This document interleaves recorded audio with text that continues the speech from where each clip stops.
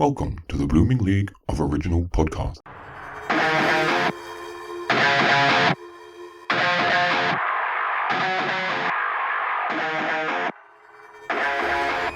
G'day and welcome to this particular edition of Thrash and Treasure, the Torture Chamber musical comedy podcast where two musical genres accidentally morphed into each other, so now Beauty is the Beast and the Nut nibbles Nobby. And speaking of snobby, I'm Aaron, and I'm joined as usual by my His Girl Freaky Friday. It's Evan, the musical man. How's it going? Yeah, good. Yeah, been very, very busy as usual. It has been. Just to explain last week's episode, or however long ago we posted it, we've taken a little hiatus to rejuvenate because poor Aaron's brain needs it. Our last guest, Simon Burke, made the comment that he doesn't know who is who, team musical or team metal. So this week we've swapped over and we'll get into that further later. So I'm playing team metal. Lucky me.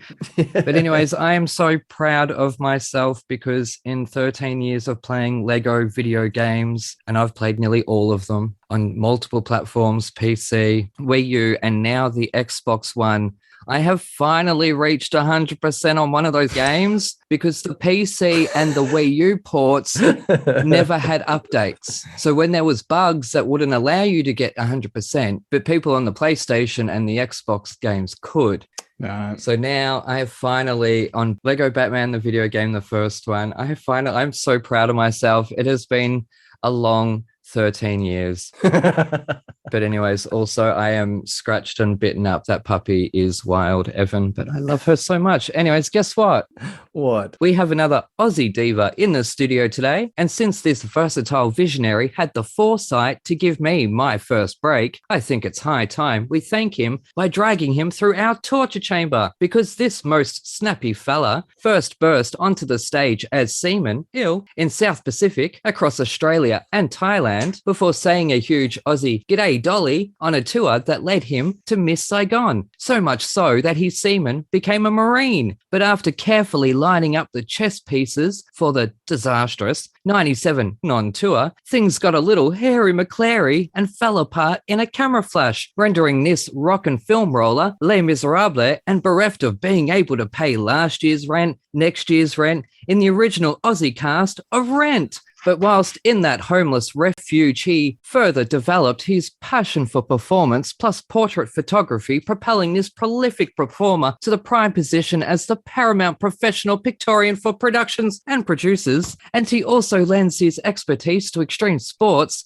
And I don't just mean footy, mums. So please help me focus as we snap a huge Aussie g'day and a long time as this history-making guest enters our sideshow alley, who after 55 guests is the very first ensemble member for today's chosen musical. And more than that, he's the man who took a chance on some clueless kid who claimed he could create musical crosswords, even though I had never made one in my life, yet slapped me ass and called me madame. That opportunity opened more doors for me than it probably ever should have, which kind of makes him the Thrash and Treasure fairy godfather. So with open arms, we fire the cannon and lock the chamber from the outside as we welcome to the show an inspiration, a collaborator, and now torture victim, as well as singer, dancer, actor, photographer, editor, and director. It's Mr. Gavin D. Andrew. Yay, welcome to the torture chamber. Woo-hoo! Finally. Yeah, wow. That was awesome, Aaron. I love those intros, matey. They are way cool. Thank you. That was well picked up on. Even Call Me Madam got in there. And chess, Yes. I almost forgot about chess. There you go. Yeah, because I think everyone forgot about chess, which is why it didn't really last in Melbourne. Specifically the audience, yeah. Yeah,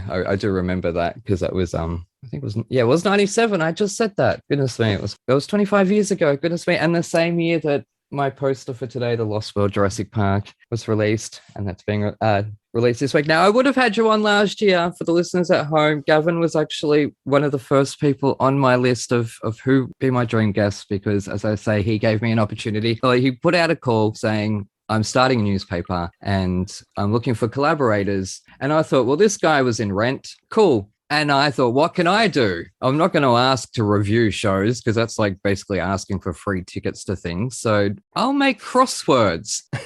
This is how my brain works. That I'm such an incredible moron that I signed up to make theatre crosswords without knowing if I could. And you gave me that chance. And by the end of the newspaper's run, I think I had like 6 different columns or pages in the newspaper that you had started, Theatre People Papers. And that obviously led to other opportunities. And from that, we have been able to get guests on this show. So thank you so much for that. Because as I say, you were in Rent, which changed my life. I love that theatre of any kind can change people's lives, So I think that that's wonderful. And yes, the short-lived Theatre People paper, which was crazy time for me. I was running a BMX racing paper and a theatre newspaper at the same time. Just think losing thousands every month, but having a good time. I was photographing all around the place, and and I still do that, obviously. Oh, look, it was celebrating our Victorian community more so than the Australian community, because there are other magazines which I do not mention on this show. It was celebrating our community. So it was something I was happy to be a part of. But it turns out I was good at those crosswords. I got hundreds of thousands of views and notices in like USA Today and stuff like that all around the world. It's amazing how something small can just be that instigator for, another journey. It's one of those things at the moment, Aaron and Evan, I'm producing and directing a little production at my son's school, but it's really important to me that we've got technical elements, that kids who don't want to perform, the kids who want to be behind the scenes, it's really important that they can actually get their hands on a lighting board, or they get their hands on some sound equipment and have a play, learn how to put your DMX cables in, your XLR cables in, out, all that stuff, and start playing even before the show. So our show goes up in 4 months, but even now I went out and bought 4 radio mics so the kids can learn how to mic up everyone. They're on the dials, they're playing with the EQs, and they're getting that hands-on experience. It's that same thing, because you never know. We're talking 10 and 11-year-old children, but one of those people might go, wow, this can do that. That is so awesome. I want to learn more. And so you just never know where that spark can go. So I think I'm excited. I'm humbled, Aaron, that small opportunity has got you to where you are today. I think that's brilliant. I love it. Yeah, because from doing the Puzzle Hub website, I got in Dark Horse Comics with Buffy Season 8, which is why I was going to invite you on last year, because it was the 10-year anniversary of me getting in Buffy somehow from this one small opportunity. Wow. Is anyone doing Buffy the musical? Look, they've wanted to, but I think we're just... Are you telling me it doesn't exist yet? Oh, it exists in television land. Yeah, Once More with Feeling. Oh, yeah, true. Yeah, actually, I did listen to that not that long ago. The smiles are emanating from Evan's face here as he remembers. I was listening to something else, and I was like, this reminds me of the Buffy musical. So I listened to the Buffy musical again. I went, no, I'm completely wrong. Sounds nothing like it. I just love how people call it the Buffy musical. It's Once More with Feeling, people. It has a name. It has feelings. It was an epic episode. It really was. Yeah.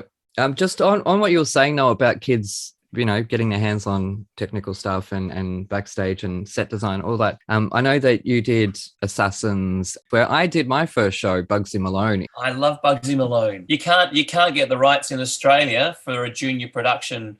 Even though they've got the junior production available in the US, you can't do it in Australia. How disappointing is that? It's made for kids. Yeah. They don't need. I'm anti-junior productions. If I'm going to see children doing Les Mis, don't bastardize Les Mis enough already as it is.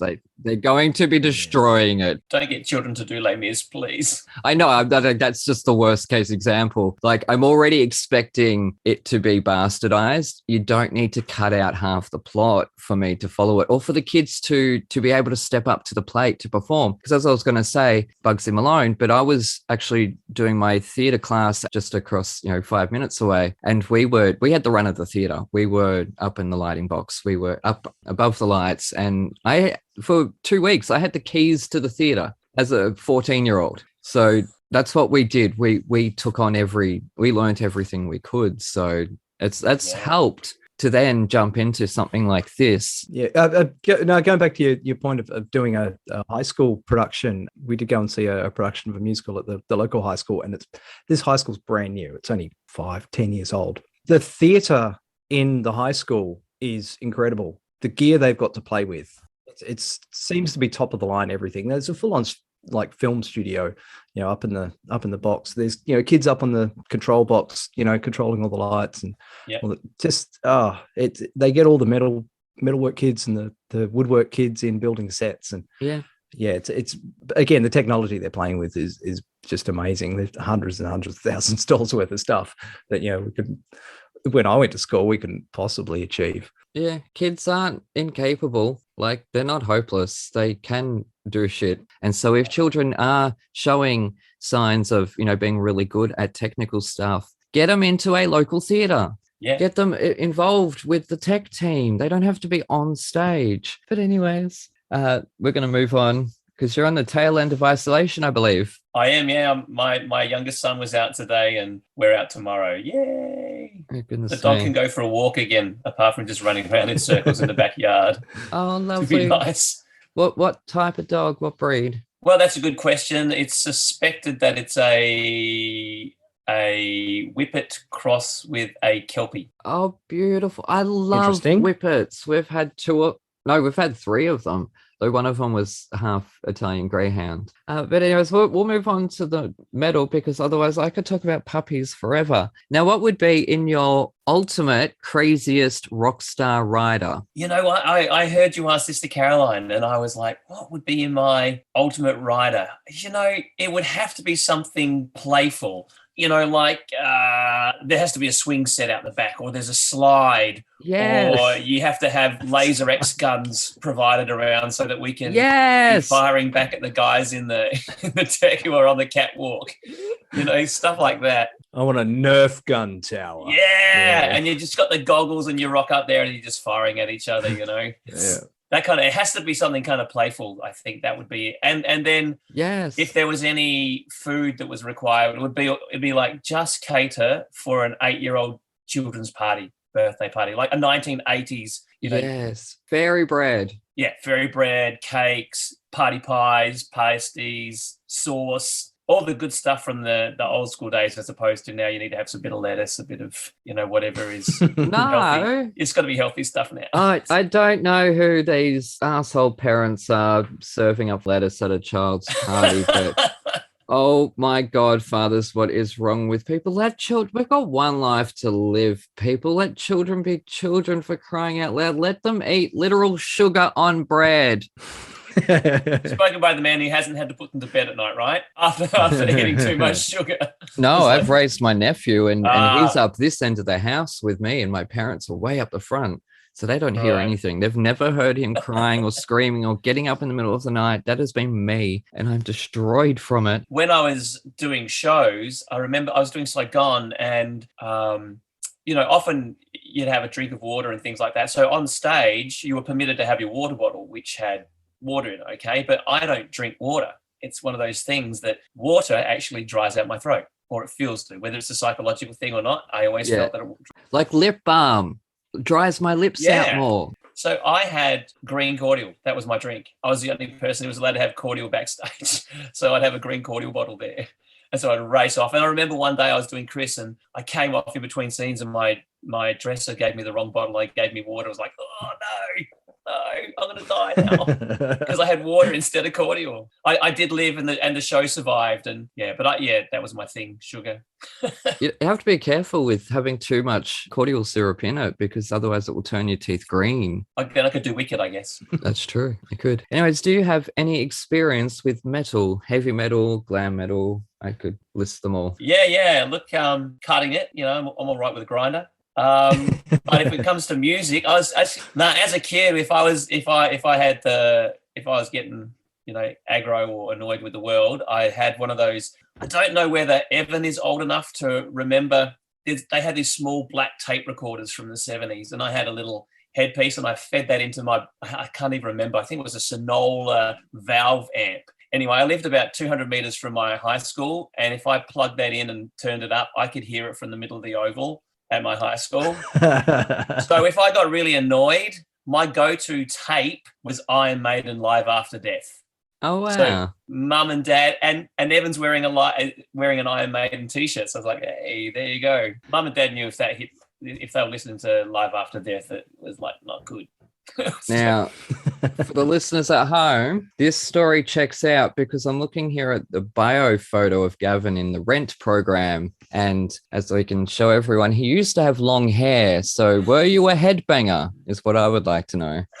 No, I wasn't. I was really into 80s pop. It's that really candy. Duran Duran was my band. I was about to just say Duran. Simon Le Bon was my man. Yeah. If I could have been anyone when I was younger, it would have been Simon Le Bon. He was the man. That mullet.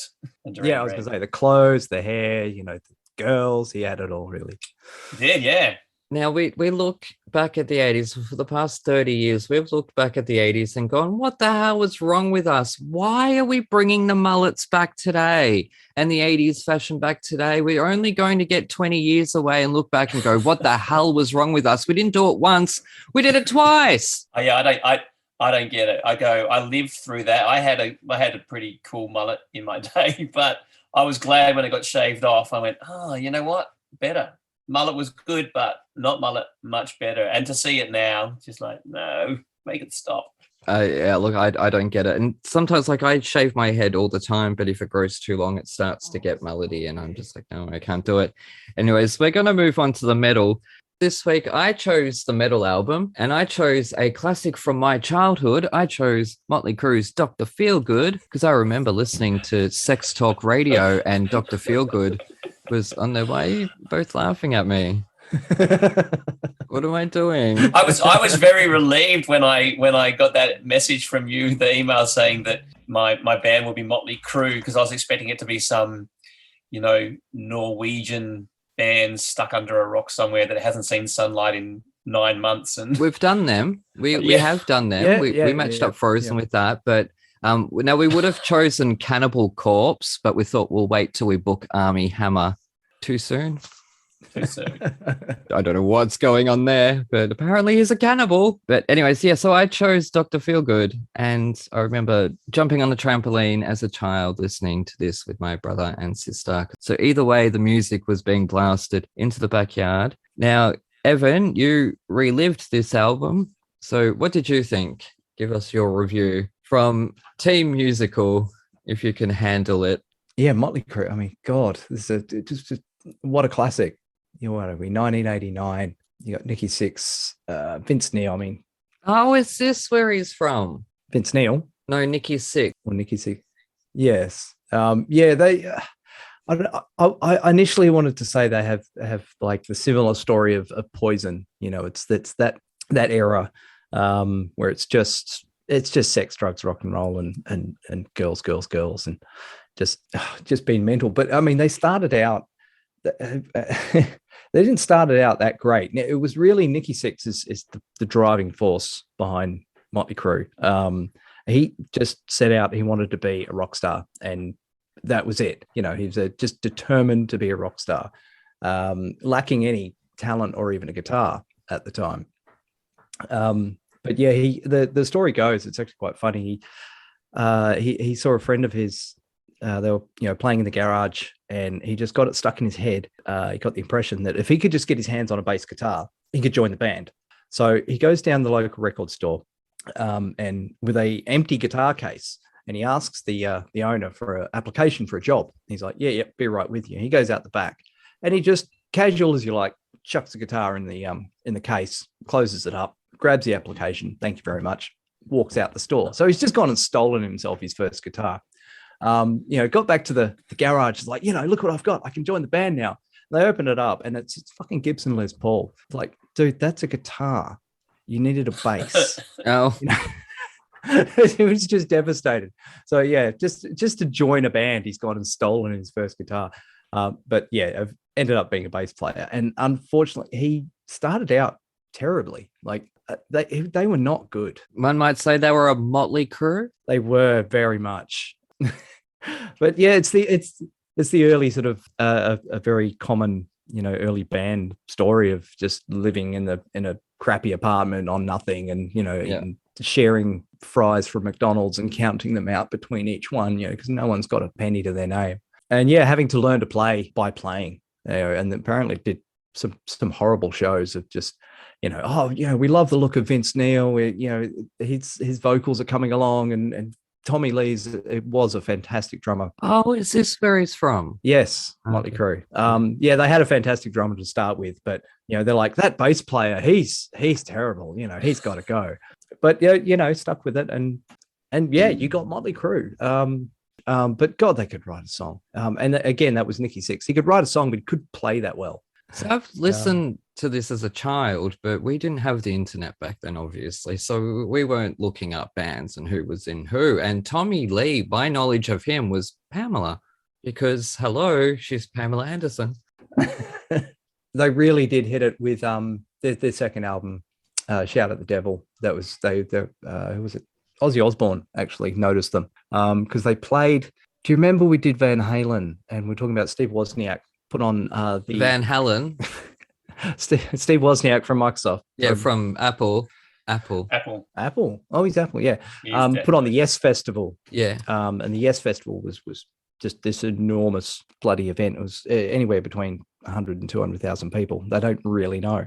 So Quiet Riot opened it, and Motley Crue played second. And again, reports where they were just horrible. They're trying to stop the recording being played on air because it was just crap. They were missing cues, bung notes all over the place, just terrible. God, nowadays they call that Australian Idol. Yeah, but thankfully they did learn how to play. And Dr. Feelgood's just. I remember coming in this. I actually remember making a copy of this off tape, doing tape to tape. Yeah. Didn't have access to a photocopier for the cover, so I actually redrew the cover in pencil. Of course you did. Yeah. Of course you did. Of all people to do that, Evan, you did. Yep, go. So I could have my own copy. So was it good reliving it from so long ago? Yeah. Oh, it takes you straight back. It does. It really does. You're in a household full of metalheads. All my older brothers are all blasting out different eras. But yeah, certainly, again, this is my older next. No, he's not the next oldest. Second eldest, Gareth would crank this a lot. They were a huge band. Yeah. They knew they were going to be famous, and they set out to be famous and achieve their goals. It really is a testament to just Nicky Sixx being ambitious and going for it and not giving up until they were famous. And we can thank them for setting that precedent. Good on them. No, they were lucky in that respect, because look at what people have to do now to become famous. And then what are they doing when they're famous? Literally nothing. My spirit is broken. Not producing music or acting or writing or anything. It's putting a camera on themselves and this is my personality, but it's not my personality because it's all planned for the production. They're lucky. Motley Crue are lucky that they passed the test, because what we're getting today with people who just want to be famous and set out to be famous without a lick of talent is we're getting Kardashians, and it's quite sad. Anyways. But yeah, I think it's actually surprising. I mean, talking about Dr. Feelgood itself, it's surprising the amount of ballads that are on here. Yeah. It's not all Kickstart My Heart. No, and I didn't hate them because I'm so used to them. They didn't grate on me. Yeah, well, obviously, I mean, Kickstart My Heart was massive, and it just, it makes you want to drive fast and hit things. It's just one of those songs. Yes, because it's in Burnout, I think, or Tony Hawk. I think it's in Burnout. Yeah, I was just trying to look up. I'm sure it's been featured in plenty of stuff. I think it's in Burnout Revenge or Burnout Paradise. Yeah, I love those games. So Gavin, what did you think of this, and had you had experience with this album? No, I was not a Motley Crue fan. I mean, it was interesting because I quite liked Kiss when I was younger. I had a Kiss cubby, all the guys around there and that long hair, and my parents hated it. They hated that I liked Kiss. They wanted ABBA to live on forever, I think, from the 70s. But they have. Have you seen? Well, no, they have. Yeah, of course. They're back in 2020, which is a bit of a concern. But hey, so I loved it. I thought it was awesome. I put it on for my 12-year-old to have a listen to, and he thought it was cool. We quite like getting into the car and listening to a bit of AC/DC as we rock and roll along. So it was interesting. Just listening to it, it kind of reminded me a bit of Spinal Tap. And especially when, obviously, Spinal Tap is a whole play on that whole LA glam rock kind of thing. And I watched a couple of video clips as well just to entertain myself. And Kickstart My Heart starts off with cars smashing up and everything too in the old film clip. And I tell you what, it's really weird to go back and watch film clips from the 90s because they look so dated, and 80s. They just feel so slow. It's just them. They were just rocking up in Kickstart My Heart. They just rock up in this cab, and they're all just going, oh, this is where it began. And they turn up to the theater and there's thousands of people there. And, and they're just in there. They're just skinny. They're people in the 70s. And this was the 90s, but they're just skinny. There's nothing to them. Hair and skin. Yeah. Well, again, that's due to them being all, flat broke for years and living on nothing except for, cocaine and beer. Yeah. That's where all their money went. Yeah, pretty much. That's what they were.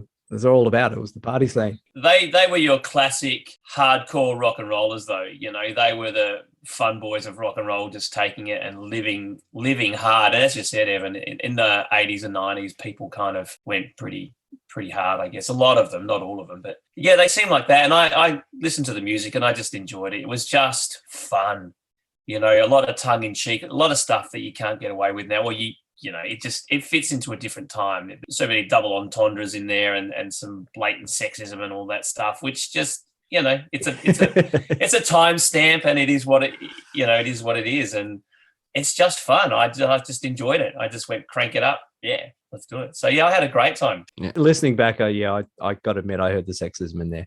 Yes, that's another slice of your pie. Thank you very much. No subtlety there. Well, maybe someone's a good cook and very possible they make a really tasty pie. No, that was just the rock and roll lifestyle. God, if bands lived like, bands from the 80s and 90s, if bands today lived like that, they'd get cancelled quick smart. Well, I think some of them do. There's a few who get away with it, but no, when it's a different girl every show kind of thing, and having the roadies bring them backstage for you, and pick one, and we've talked about that, haven't we? Yeah, there was a lot of that going on in Van Halen as well. We're very big on that. Lambs for the slaughter. Yeah. Yeah, I don't know if you can get away with that because, often it was a case of, she said she's 18, Yeah, I said I was 18, but I was 15. Not for a rock star or anything like that. For my first tattoo, let's just clarify that out there in the world right now. That was when I got my first tattoo. That was not me sleeping with rock stars at 15 years old. That was 16. Anyways, we'll move on.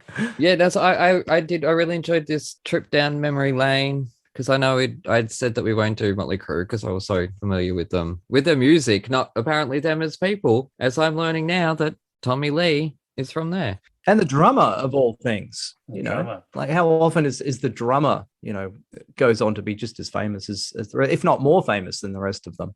Correct, because I was like, who's the lead singer? I've got no idea who the lead singer is, who just sounds like Bon Jovi's brother, as do. So that was one of the interesting things too about going back into this world, how, and I think Simon Burke alluded to this in his interview, that the talent of a lot of these guys in the metal genre and the heavy rock genre, that's just phenomenal. Like you listen to the lead singer of Iron Maiden, Bruce Dickinson. Oh, mate, his voice is just amazing. Isn't it? It's a one of a kind, that one. Roth? Yeah. David Lee Roth? David Lee Roth as well, but I don't know if David Lee Roth could do it as hard and as often as Bruce Dickinson does. Is it Ian Gillan who was the lead singer of Zeppelin? Who's the lead singer of Black Sabbath? Led Zeppelin? No, Black Sabbath's Ozzy Osbourne. Ian Gillan, I know that name. Isn't that Joy Division? The original Judas in Jesus, was it the original Judas in Jesus Christ Superstar in the original recording? Wasn't it the lead singer? Deep Purple. Deep Purple. There you go. Was it Ian Gillan? Is it? Yes. Yeah. Yeah, so I think he was the original Judas in the original recording of Jesus Christ Superstar. Oh, really? And those guys are just those voices are. But for me, I'm a high baritone, and anyone out there who's listening who's a high baritone goes, geez, I wished I could be a tenor. You listen to all those rock and roll songs and you just go, can't sing it. It's too high. It's out of my league. Like listen to Farnham. So I remember people would say, if you could have one wish in the world, what would your wish be? I think if you had three wishes, actually, my first wish was to be taller. I think my second wish was to be able to sing like John Farnham. Yeah. It's I love it. I love the quality of those voices. in that heavy metal genre. Yep. Yeah. Apparently, it's saying that Ian from Deep Purple, he reprised the role for 4 years in the stage version. So yeah, he did it for 4 years. Yeah. Oh, well, the thing is, we did Jesus Christ Star in it, and I didn't notice this. We haven't done JC, have we? Oh no, that was Technicolor Dreamcoat. That's why my head's not working. That was Joseph. Wrong God Story. Yes. Same composer, same ballpark. Yeah, same composer. Yeah. But yeah, so that takes it all kind of, because I was trying to think of a good rock musical that, for Evan, so that he could listen to that. Obviously, he's listening to Zhivago this week, or you both listen to Zhivago, but yeah, what's something that kind of crosses that genre, trying to go, has there been, if you think of things like Hamilton right now as crossing that hip-hop kind of Rent genre, well, Rent kind of brought it in there, but yeah, there are a few other things that, I was actually thinking of Bad Boy Johnny and the Prophets of Doom. Oh yeah, Daniel Albinieri. I saw it in Melbourne in 1903 or something. Oh wow, with Steve Bastoni and Russell Crowe and the beautiful Nadine Garner. Wow. From what I can tell, he played Jesus Christ. I think you're right, Evan. I think he did play Jesus. He didn't play Judas. Yeah. Yeah. Judas was Murray Head. Of course. Murray Head. One Night in Bangkok. Yes, that's right. Anthony Stewart Head's brother, which brings us to Buffy. So yeah, anything else on Motley Crue? Oh, they're just legends, aren't they? Yeah. Seriously. Well, they are. Anyway, so it looks like he's now Dr. Feel Tired. So we're going to rush to an ad break. Don't you frown at me, Evan.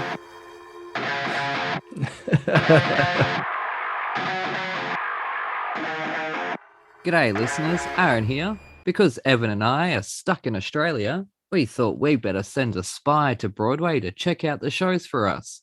So here for today's review is our Broadway spy, Spencer. Up next is Mrs. Doubtfire, the musical based on the film starring Robin Williams. It is a film adaptation. It is a family show. Rob McClure is the best part of this show. He truly is the only person, in my opinion, who could follow Robin Williams in this role. He makes it his own while also giving you that comedy, just that funny. He is funny. He is Daniel Hillard. With this show, you have the set designed by David Corns, who is fantastic at making houses, as you've seen in Beetlejuice, as you've seen in this show. He makes great suburban houses, and he's very talented. I love what he did with the set for this show. Up next, we have the costumes. The costumes, they're casual clothes. There's nothing, but we have the prosthetics. What they did to turn Rob McClure into Mrs. Doubtfire is fantastic, and they have a quick change in the show where they do it in 40 seconds. It's insane. It's crazy. I believe Rob McClure has stated that they turn him into Mrs. Doubtfire 248 times in an 8-show week, which is crazy.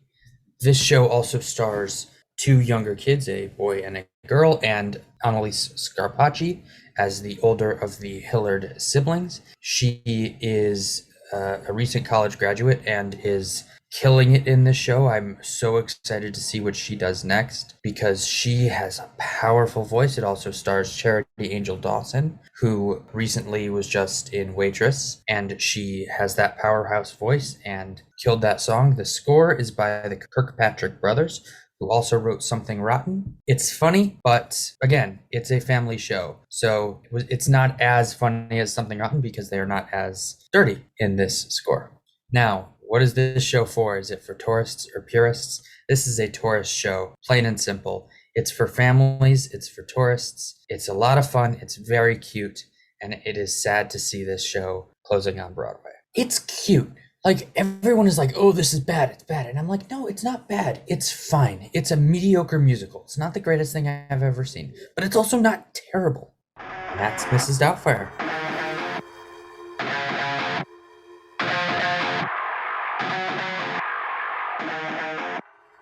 Anyways, we're back with Thrash and Treasure. I thought you would actually have a go at the the medical system, or by the cover and the title. Because I'm sure it's a poke at LA doctors who would just kind of prescribe whatever you ask for. Possibly, but that was a big problem. in Australia, we had the Still is. sex radio DJ, well, at least in Melbourne, Dr. Feelgood, and she was female, and she used to give sex advice to us when I was like sex 8 advice years show. old. I remember that. Yeah. Yeah, remember that? Do you remember that, Gavin? Dr. Feelgood? It rings true, but I grew up in Adelaide, so I'm not sure if it was there. I think it is. Well, he's Perth, so yeah. Look, I think it was across the board.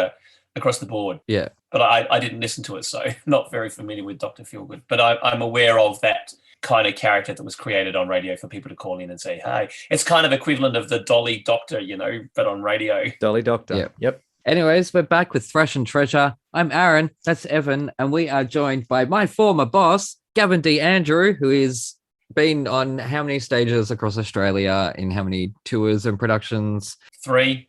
No, you've been in more than that. No. Really? I've seen you in 3 shows. And that house phone is ringing, and I'm about to go wring its neck. Anyways, now you were in Secret Life of Us, which is the only entry on your IMDb. I'm quite surprised by that. But how much method acting did you put in to play the role of photographer?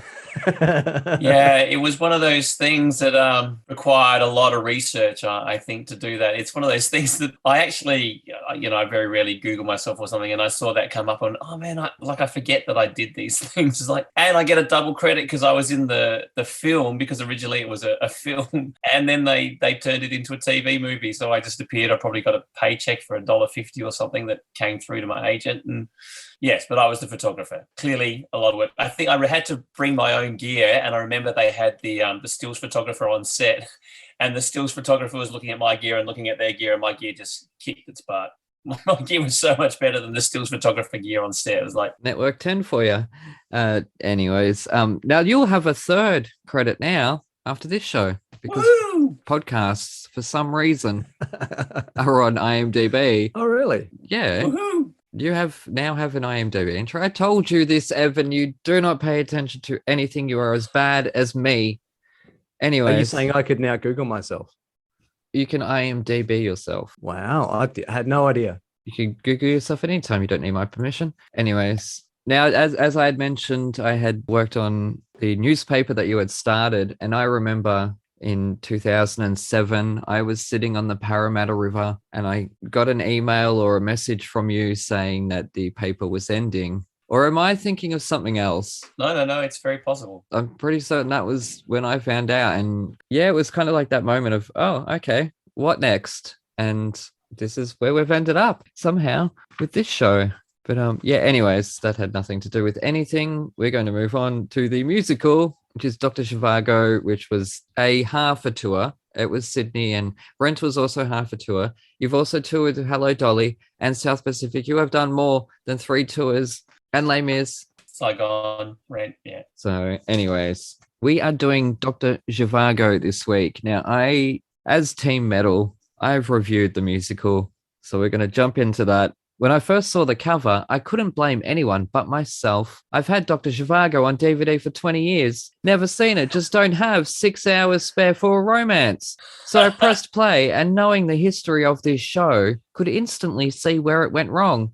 So instead of a track by track or an explanation of plot, because quite frankly, I have some ideas on how to operate on this show and bring it to what Des McAnuff and company were aiming for.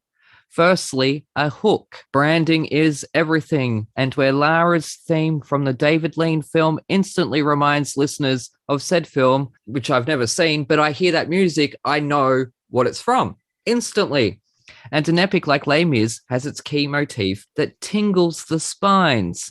Here, there is no glue. So instantly, there is no spine tingles. Look at what the Phantom does to its fans with just 2 bars of music. But when Dr. Zhivago starts, I hear Joseph and his amazing Technicolor Dreamcoat. So already their branding is taken away from them and put onto another show. Secondly, where is the fun? I know this is Russia, but damn, this doesn't need to happen through music or plot. Look at A Little Night Music, for example, where the lyrics have a wink to them. And lastly, it's about 20 years too late. So without that spine tingling, instantly recognizable motif, nor memorable lyrics to be enjoyed, other than Hey Nunny Nunny, which was pretty fun. It's arrived at the right place, just at the wrong time. But after 3 major attempts, it feels like an incurable problem, and the good doctor is going to get left out in the cold. 2 out of 5, but that's for the potential that is there. But there isn't that glue, which made audiences walk out of there going, wow, that music is going to stay with me forever, like it does with Les Mis. And even like with Rent has its running motifs that linger and they stay with you as you leave that theater. This, I don't know why the pedigree is there. Lucy Simon is from the Simon sisters. Who is Lucy Simon, Carly Simon, and Simon and Schuster? Like the talent that is there in this family, goodness gracious me. So how could they not see that? I don't know. So I think that's where it went wrong. But also, I believe there's snow. Now, there's a psychological thing is when you're watching cold things on a screen or on a stage, you in the audience feel that cold or you feel the warmth. So I don't know how it would have gone with all snowy scenes. Would the audience feel cold through that? So I don't know. I hear there's so much potential and amateur theatre companies would have a field day with this because it is an epic that's within their reach. Yeah, so I think it was a shame at the end of the day. It lasted 23 days on Broadway or 23 performances. Like, ouch. Wow. Yeah, that's 3 weeks. And I think that's where they went wrong. Well, there wasn't any quote unquote stars, if you will, which I think that's a bit of an insult to those performers. I'm not saying that as my personal opinion. I'm saying that as someone who looked at that cast list and only one person instantly stood out to me. And I'm not an idiot when it comes to musicals. So at least 3 of them should have stood out, but there wasn't anyone to get that fan base in. So in terms of selling this to a 2015 audience, that's where they've fallen flat on their face, is that there just wasn't anything for that audience, that modern day audience. They just had Hamilton to cling to. And like a couple of years later, they had Oklahoma, which is damn sexy, and young people loved it. This was 2007, I think it was, or 2003 at La Jolla Playhouse. So that was its world premiere, but then it was in Australia. And am I remembering correctly? It was touted as a world premiere again. I think so, yeah, 2010. 2011. We opened 2011 at the Lyric. Did we open at the Lyric? Where did we play? Yeah, and then it came to Melbourne. Yeah. Yep, Lyric Theatre in Sydney. Yeah. Fond memories. Touted as a world premiere. Because they changed it a bit. A bit or a lot? I hadn't heard the original version. It's very difficult to find, so I think that's why it was listed as a world premiere in 2011. Did you just say Anthony Warlow wasn't star power? No, that's Australia. I think I would never. That's it. Oh, that's the Australian one. Oh, there it is. The original. All right, gotcha. You have more faith in me, Evan. Yeah. But even on Broadway, I found that having been in the cast and worked with Anthony and Lucy was there during the rehearsals and things like that, I find it really bizarre that they went to Broadway without Anthony. Yeah, I do too, because he'd already done Annie on Broadway by then, so he'd already earned his equity card, so he could have. What did you get from it, Evan? I haven't been able to see any of the staging or visually what's going on, because sometimes you can have musicals where the music might not be very strong, but they'll put on an amazing show and people walk away going, that was amazing, whether the music's any good or not. This, I don't know, it sounds, they've obviously gone for 1960 something sort of era music, and it is very much like that. The orchestration sounds old.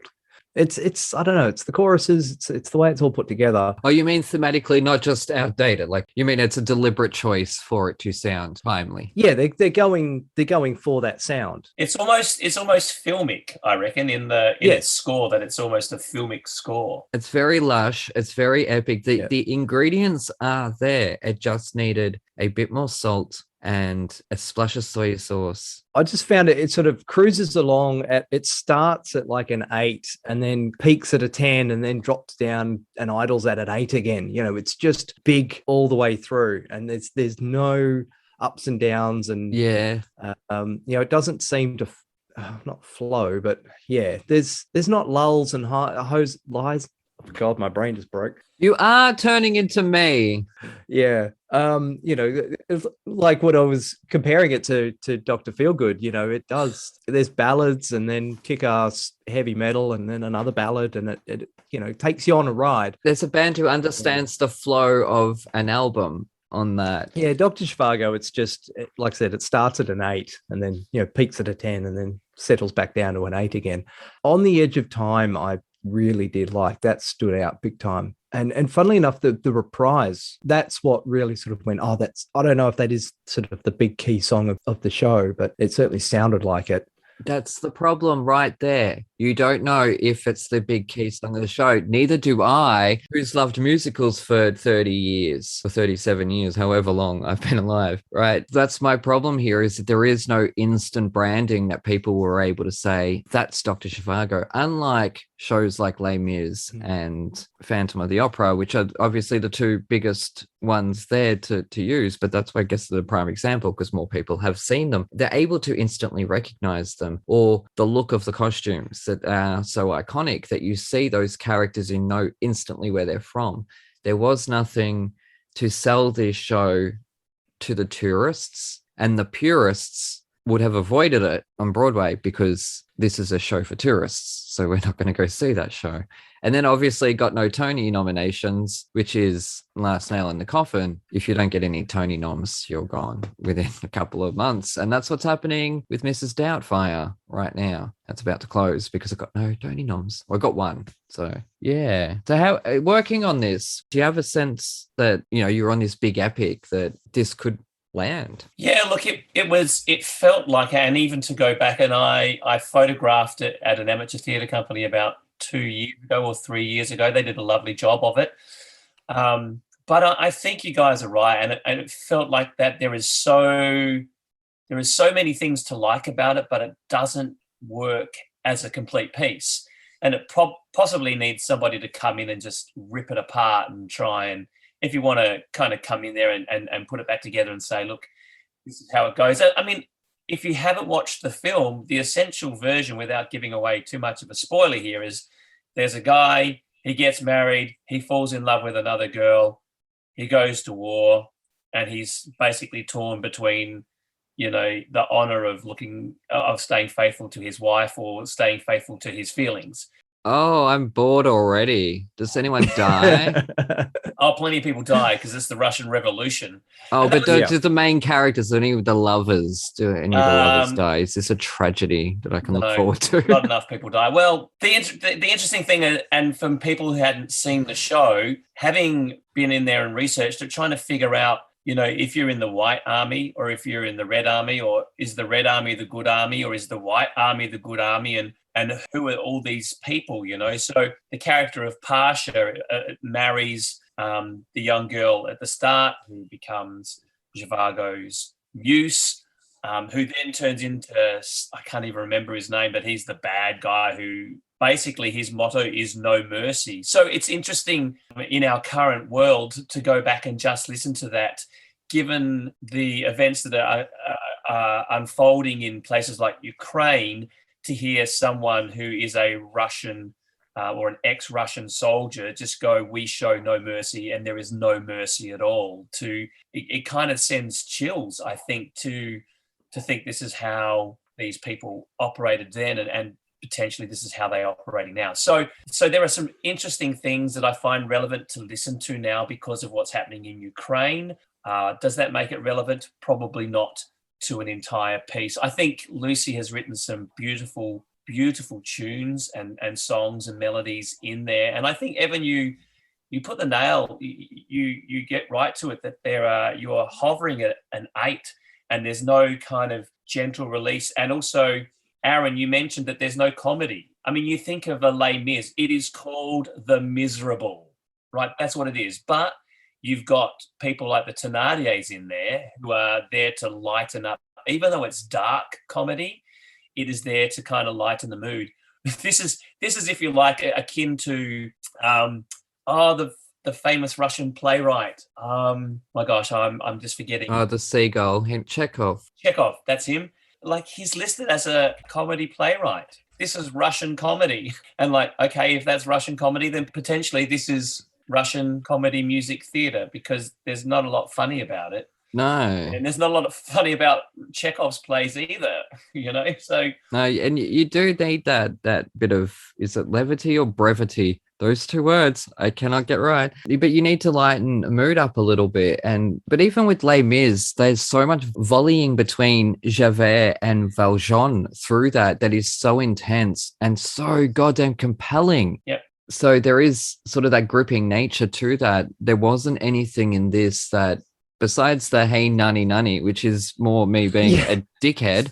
No, I laughed. I heard that and I was giggling to myself. Like, seriously, they went with hey nanny nanny. Yeah, like I don't know where that came from or anything. I'd actually forgotten about it until I heard it and went, oh, that's right.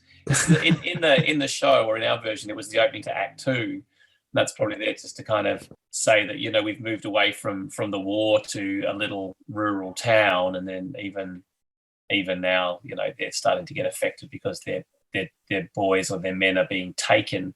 And that's the hard thing. The Russian Revolution is not an easy thing to get your head around. And if you're not watching the show, that's why I thought it would be interesting to listen to what you got from it, Evan and Aaron, to see if you're able to go on those journeys with Lara, and I've even forgotten Zhivago's wife's name, but if you haven't seen it and you're not physically going on that journey by watching it in front of you, how do you go on that journey mentally by listening to it? Because you just go, who's this person now and why are they here? But Les Mis is the same in that respect, and it is such a long-winded story. My first introduction to that was the 10th anniversary concert. So there wasn't much of a storyline. There was a few subtitles which explained a few things, but we had to piece together those lyrics ourselves, filling in those pieces. And that it was clear through the music. In this, none of that was clear through the music. There was no real clarity in terms of who's who. There was no identity for any of the characters as well, which I think is important, that you should know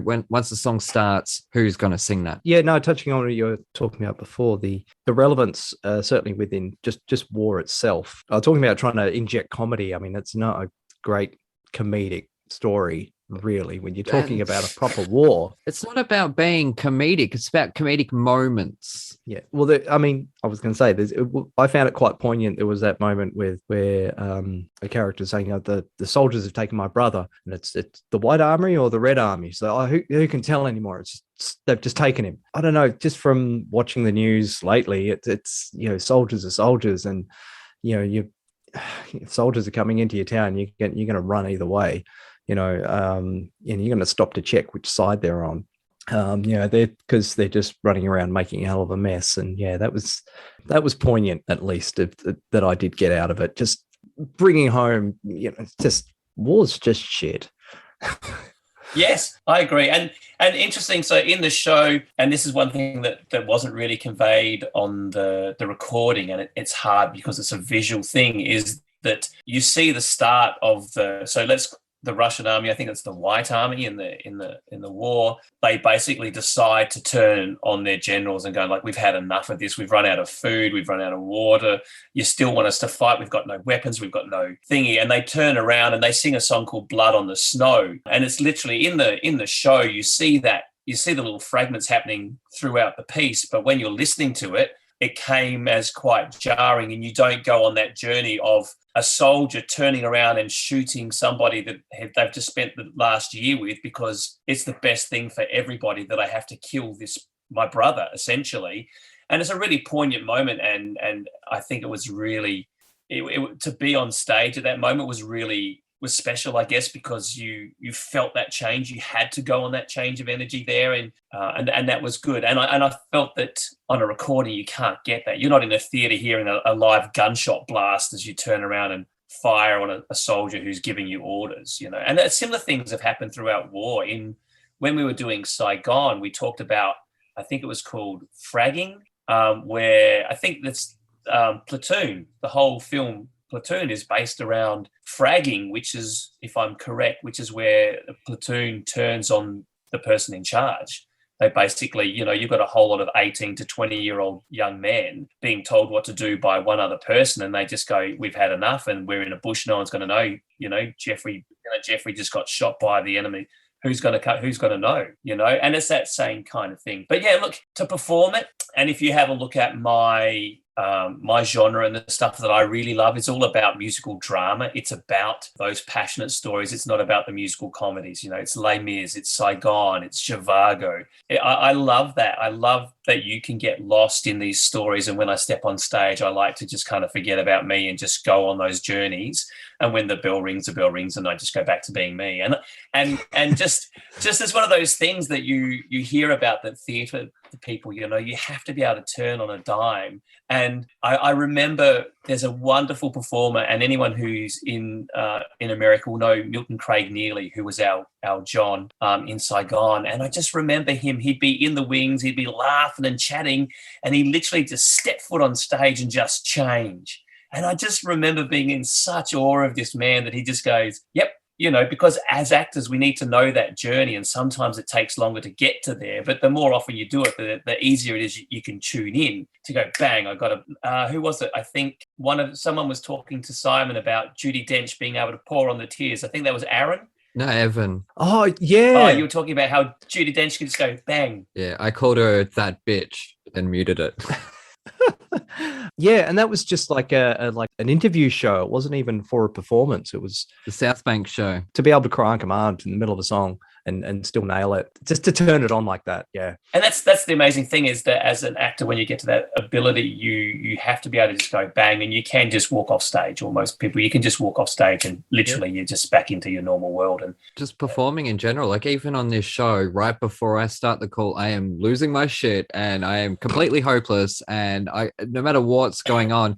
And as soon as the guest steps in this room, like I have to step up to that plate as soon as they step in, and I have to be completely different. I'm like completely different with our guests, Evan, than what I am talking to you in the middle of the night on Zoom. And I'm just like blah, blah, blah, blah, blah, blah, blah, and rant, and just lose my mind about stupid things. Yeah. But then I have to perform. And I have to not be me. So I get it. I do. I know. Well, you have to be a version of you. You're not being you, but you're being a version of you.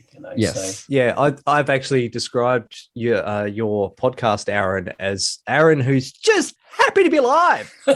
Funnily enough, it's the same with I hear a lot from professional wrestling. Their personas. When they develop them, they'll take an aspect of themselves and then just exaggerate the hell out of it. Yep, and drag queens do the same. But no, this isn't about me. How did we get onto me? This is about Dr. Zhivago. Because you're always talking about you. No, I'm not. That's such a lie. This is the second time in Australia that we've sort of tried this epic musical. We tried it with Eureka the first time, which, as you can tell by the look on Gavin's face, didn't really work out. Shaking my head. Don't know what happened there. They should keep trying, though. Don't give up just because we've had a couple of failures that, just didn't hit the mark. Like, I remember watching Eureka. I had many friends who were in it and just being so disappointed. Last week, once again, when you were talking with Simon, and you raised the question about Australian recordings. Why don't we do any recordings in Australia? And look, I agree. I disagree with Simon. I understand that, it's about...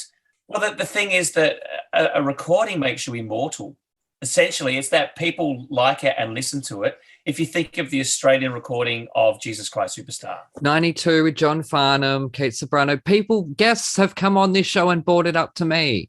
And I'm like, yes, oh my God, yes. It's a great recording. And if we talk about Zhivago and we bring it back to there, had they recorded Anthony Warlow in Zhivago, who is infinitely better than the guy from Broadway who does a lovely job, but he's not Anthony Warlow. And the difference is there are not many people that interpret a lyric or interpret dialogue through music like Anthony Warlow. He is just there. If you think about the Brat Pack, and once again, Simon alluded to this to himself, to Anthony Warlow, Philip Quast, Deborah Byrne, Marina Pryor.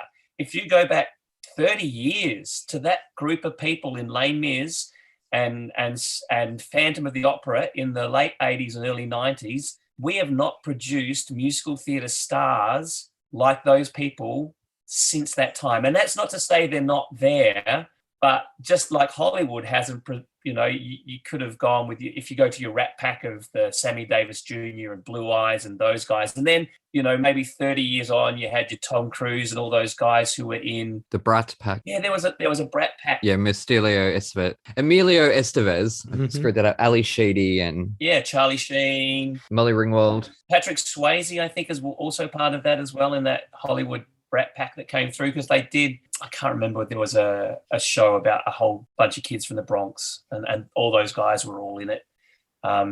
Anyway, it's that kind of thing that if you think of music theatre in Australia, we haven't, even though there might be people of that quality, we haven't given them that poise, which is why, you get to Christmas and, the David Hobson is finishing off with Marina Pryor and all the same people who are coming back who have been there for 20 years or 30 years. You go, we've got the Simon Gleasons and there's Sylvie Paladinos and there was Amanda Harrison and all those crew, but none of them have reached that status that Warlow, Simon Burke, Philip Quast, Deborah Byrne, Marina Pryor, there is no one now that has that kind of aura. So it's just interesting, I think, because they're there. There's definitely so much talent in Australian music theatre. That's why for all those people who don't know me, it's because I'm not there anymore. I'm just standing on the outside looking and going, wow, those kids coming up are so good. I'll say thank you for my time and think that I was really, really lucky and had some great opportunities and just look on now at these wonderful kids coming through. Get back into it. Don't quit. I haven't quit. I'm just good. I've got 2 children now, and it's true. Touring is not a game for a family man. It's really hard, So hence just putting shows on for my kids, making sure they can get into it. That is true. On that note, looks like the doctor's now Dr. Zhivago tired, so we're rushing to an ad break.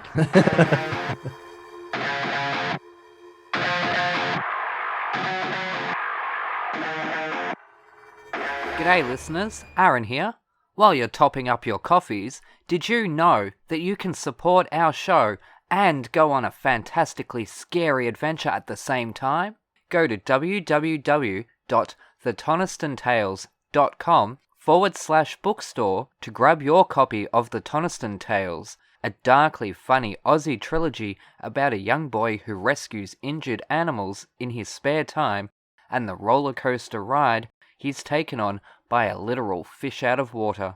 Written by me, the village idiot of Thrash and Treasure, you'll come to love Toniston Turnbull and the dozens of wacky characters that he meets along the way. And here is a sneak peek.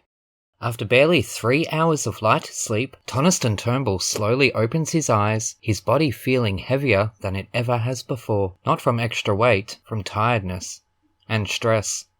Polly sighs in the shadows behind him, the flame of the nearest barbed wire tiki torch tower having died down, but not out, while Toniston napped. "Are you awake?" Toniston whispers. "Oh, how can I sleep in this place?" Polly moans, turning onto her side and facing Toniston, who stays on his back, imagining obscure animal-esque shapes in the rusted tin roof above them, shadows faintly formed by the nearest dying torches. "We need to work out a way to get out of here," Toniston states the obvious. He whispers, despite the fact the nearest shacks to their own are several meters away, and the occupants presumably asleep, as most prisoners seem to be. "How? There's no fence to squeeze through, or even climb," Polly replies, sitting up in bed and then stretching out her sore arms. The hairs stand on end from the slight chill in the air. "I don't know, but I think the whole fighting thing is a distraction." "You mean to distract the other prisoners when new ones arrive?" "No, I think that was just bad timing. Didn't you notice?" Toniston goes on to explain his theory. "That fight happened, everybody gathered around. I didn't see one person who wasn't watching, and then when I vomited, the only gate in this place closed shut." "What are you trying to say?" "I think something happened when everyone's back was turned." "Like what?" whispers Polly, her voice breaking up in fear. "I don't know. That's what we've got to find out." Toniston's brain starts working overtime, but it's strange that nobody seems to want to leave. They seem almost happy. Definitely content. So, when's the next one of those stupid beatdowns? Toniston can't help but think Polly looks tough, almost evil in the shadows as she asks. I don't know, Toniston begins. But both teenagers are distracted by a crumbling noise in the distance. Hopping out of bed, Toniston joins Polly on her own, equally uncomfortable one, spotting a large, white package hovering close to the cave ceiling, behind it a shadowy figure. The package is lowered down, causing the teenagers themselves to lower as well, hoping not to be spotted by whom or what may be operating this obscure crane. Over a long, slow descent, the package is dropped to the ground. Polly keeps her eyes on it, but Toniston looks up immediately, spotting a large black shadow scurry away to God only knows where. Come, he whispers, as he quietly hops off her bed, slipping into his docks with bare feet. Polly follows his lead. Careful to keep watch on all directions, the teenagers swiftly sneak over to the white package, their hearts beating an almost tribal jam in perfect harmony, and stopping in their tracks as the sudden realization of what lies before them sinks in. A woman, seemingly in her early 20s, wrapped up in bandages from the neck down. No, not bandages. Is that spiderweb? Polly asks, completely mortified at the prospect. Grab your copy of The Toniston Tales from thetonistontales.com/bookstore today. Hooroo!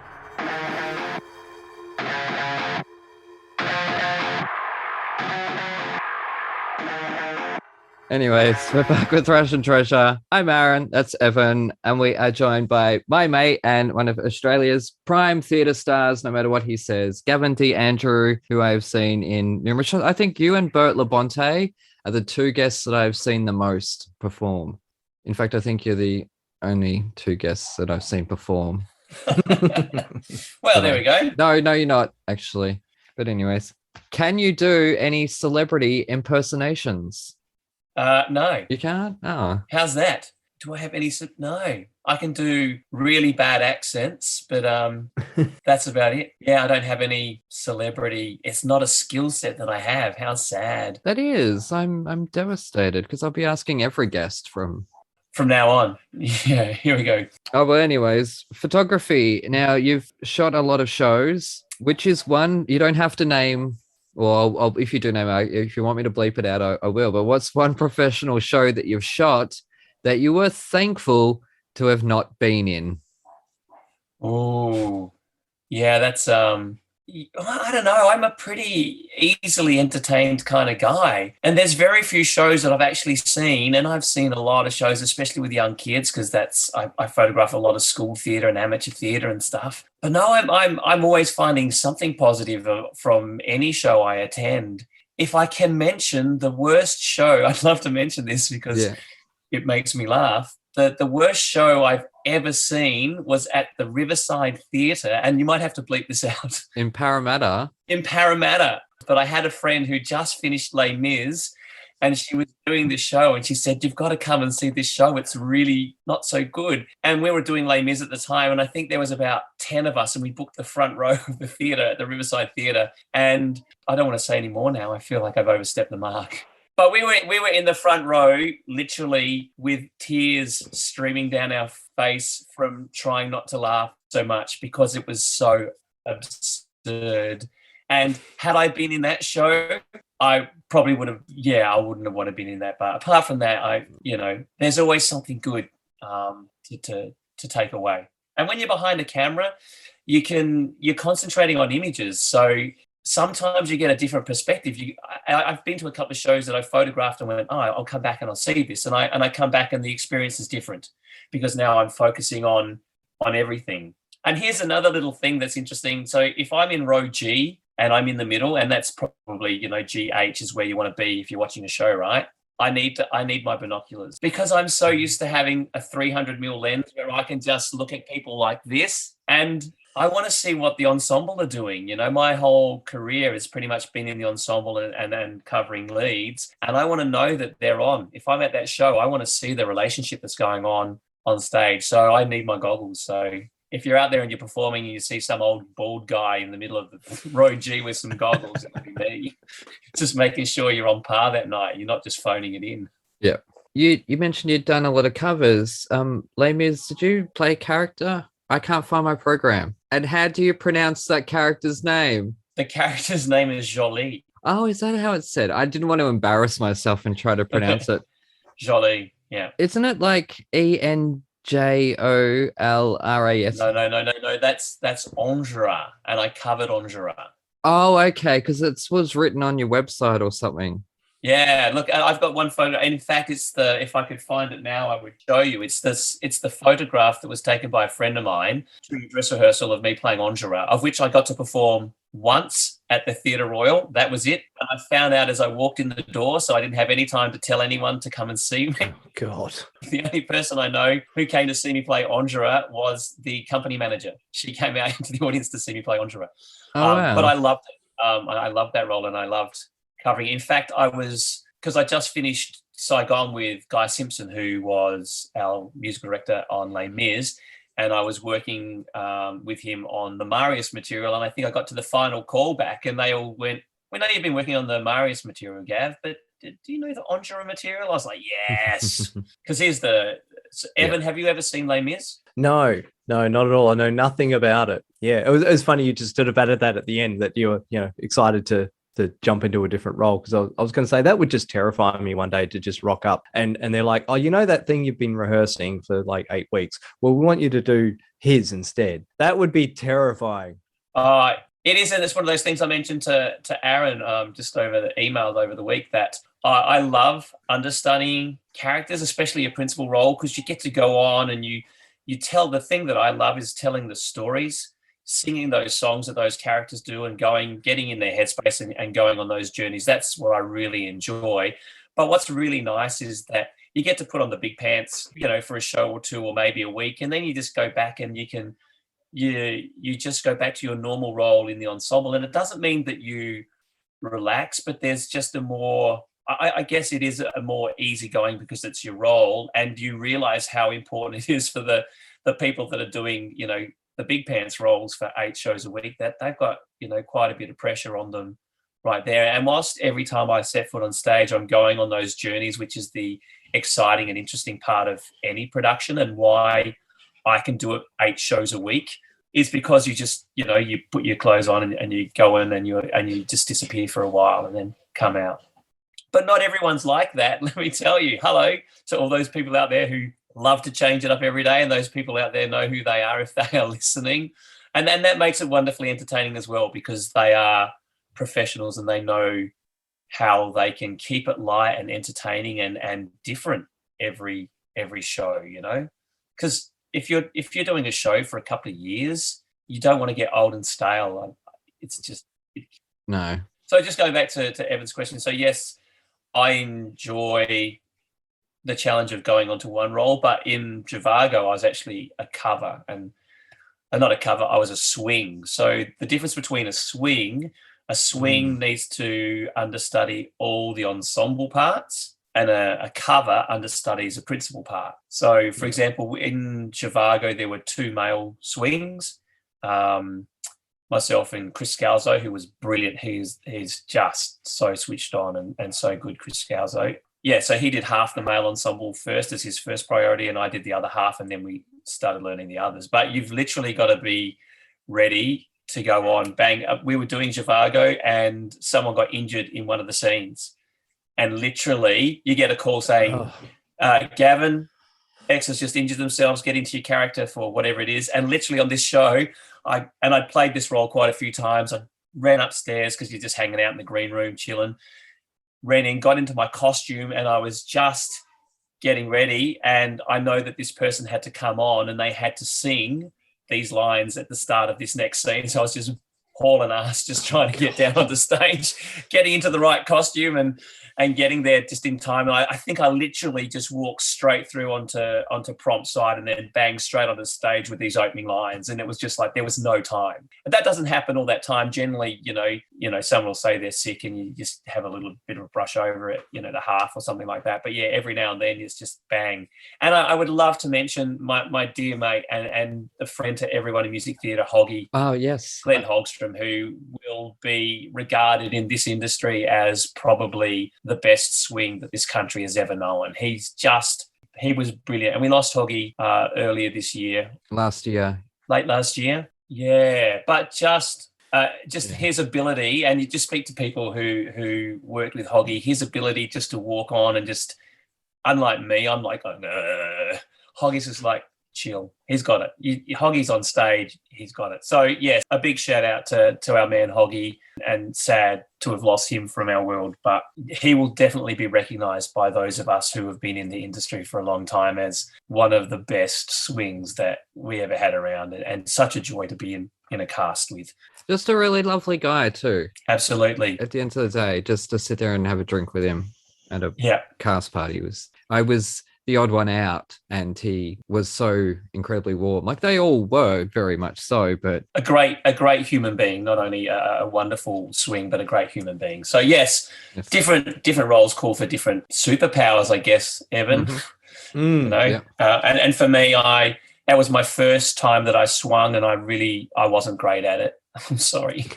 I enjoyed doing some parts, but not others, It's not my thing, but there are people out there who do it and do it bloody well, and they deserve medals. Now, do you think that the Tony Awards should award a best swing or best understudy or something, sort of recognize? Yeah, look at that. It's an interesting understudies, swings. That's a hard call. Should they be recognized? I think they're always recognized by their peers. Everyone who steps foot on stage 8 shows a week knows that a swing's got you covered, or a cover has your back, and all those things, and they are so important. And even now, just to put it in perspective, doing a little primary school production, we've got COVID going around and wiping people out every now and then. We've got a pool of 300 kids to try and cast a show. Now, we've just managed to cast it, but even this week alone, I've got 7 kids out because they've got COVID. Now, October, when we perform, and I photographed a production 3 weeks ago, and it was their final dress rehearsal, and 2 of the leads were off with COVID. Oh, goodness me. And so, they had covers, but I go, okay, so in my little primary school, do I, assign some understudies and covers? And if you do you give those kids a performance? Because they're going to have to work hard to learn all the parts and all the roles of the people who are going to do the role.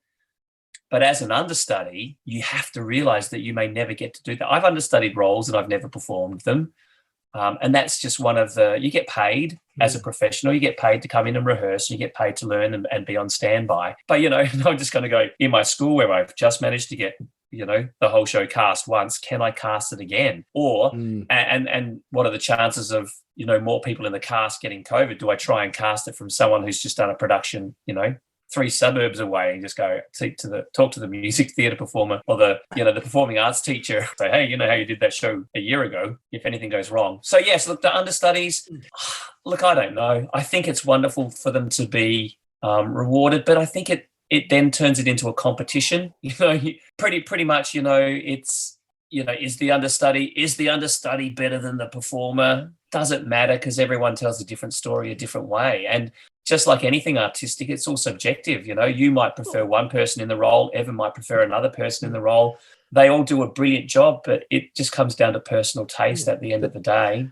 Bringing it back to, having awards for these things. I mean, you get, the staging gets awards, the art direction gets awards, the costumes get awards. What about the swings and the understudies? Give us an MVP award. Look, I agree that they do deserve, even if it's not going to be an award, a pay rise for what they have put up with for the past 2 years, right? Or at least the past year of theatres opening and closing, opening and closing, opening and closing. So if this is going to be done, it has to be done in a way that, yes, it will have to be turned into a competition, but logistically, it's going to be a nightmare for producers. But too bad. You've got to be creative about it. You're going to have certain performances, because the Tony rules are that if you're a Tony voter, you have to see all the shows. And if you don't, you can't vote in that certain category or whatever it is, right? You're exempt from that. So to guarantee that the voters are going to be seeing the replacements or the alternates or the understudies or swings, right?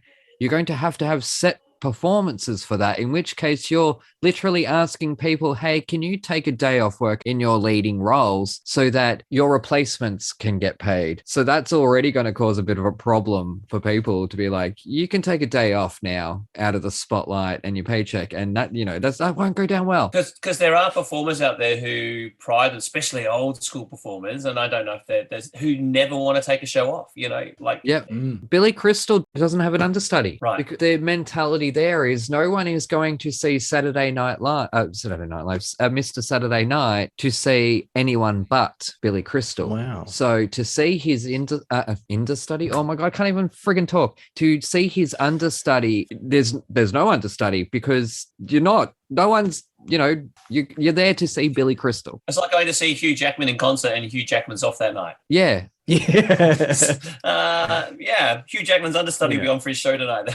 That'd be interesting. But in some singer in Australia or some international, I've never heard of him. He cancelled a concert because of having the flu or something like. I don't know, but doesn't ring a bell. Like these things are going to happen in terms of people needing replacements. And in the past year and a half, yes, it has been very intense. So either it's going to have to be an honorary thing or it's going to have to be per team. You can't single out an individual there because an understudy may understudy 3 different roles, and it's going to be sheer dumb luck that they're going to be nominated for whatever role they get nominated for because they were on that time as that role. Whereas they may be better in a different role. You know what I mean? Like there's so much. But you also need to look at the different scores. So for Rent, I think of people like Thurn Reynolds, once again, another brilliant stalwart of the music theatre industry over here in Australia, and also a brilliant swing dance captain, and lovely human being. But those guys who did Rent, understudying, I can't even remember the song at the La Vie Boheme, all that stuff going in there. You've got counter melodies going everywhere. And these guys have to learn every part and be ready to go on and fill in for any part at any time. You're like, oh my gosh, it was just hard enough for me just to learn my part, let alone those guys having to learn multiple parts. And that's the thing, is that you're not comparing apples with apples. How do you, I don't know. I think it would be a hard call. I think that the industry knows, respects, loves, and supports the people who understudy. And I think to start giving awards to it starts being hard, unless there is, I don't know. I like the idea of an MVP there, Evan. Yeah, like you said, a peer-reviewed sort of voting system. It may not be a Tony, but it'll be an honorary Tony. They give them out. They've just given them out. What happens in rock and roll? Yeah, that's the thing. They just don't go on, No, they don't. They get replacement musicians. Oh, not that often. Not that often. You wouldn't replace a lead singer, though, would you? No. There's been cases, drummers broken a finger. That's it. We're just not playing tonight. You can't. The bass player can't just pick up the lead guitar. It's just not going to happen. And there's no understudy for, Brian May won't be playing tonight, so we've got his understudy on to play. It's like, hang on. Yeah. Well, yeah, it depends on the band. It does. Yeah, it does depend on the band. But it has happened in the past, but it's not the standard. Yeah, I was just trying to think. You had the lead singer of Judas Priest stand in, I think, for Ozzy Osbourne. And do entire shows, but that's just a weird and random one-off though. That you could have someone good enough and knows the material well enough to just get up and play with the band, and the crowd loved it. The crowd would go mental because you're replacing a star with another star. That's a big difference as well. Thank you for the segue there. I'm going to move us along because we're running out of time. Standing ovations. What has been your experience with standing ovations as an audience member as well as on stage? Do you feel like audiences have changed maybe? Yeah, I'm not one who gets to their feet very often. I have to really be moved. It needs to be genuine for me. The last time was for Come From Away. Yeah, and then I regretted it. I didn't regret it. I really enjoyed it, and as a performance piece, I really enjoyed it, and I stood for that. But I hadn't stood for anything for probably 15 years. So it has to touch you and motivate you to stand. Everyone else can stand up around me and I'll still sit on my bum if I don't think it's worthy of it. Me too. That's just how it is. You're the grumpy old guy in the middle with his binoculars going, nah, didn't feel it. Nah, person up on the right was not there tonight. They were just phoning it in. I'm not standing until that person gets with the show. But and look, it's quite often it feels like a little bit of obligation, I think, on opening nights now that an audience will rise to say thank you. And look, as a member of a cast, to see a house rise is brilliant and it's uplifting, and I get it. And misleading. It's misleading because you walk away going, wow, we got a standing ovation. We were really awesome tonight.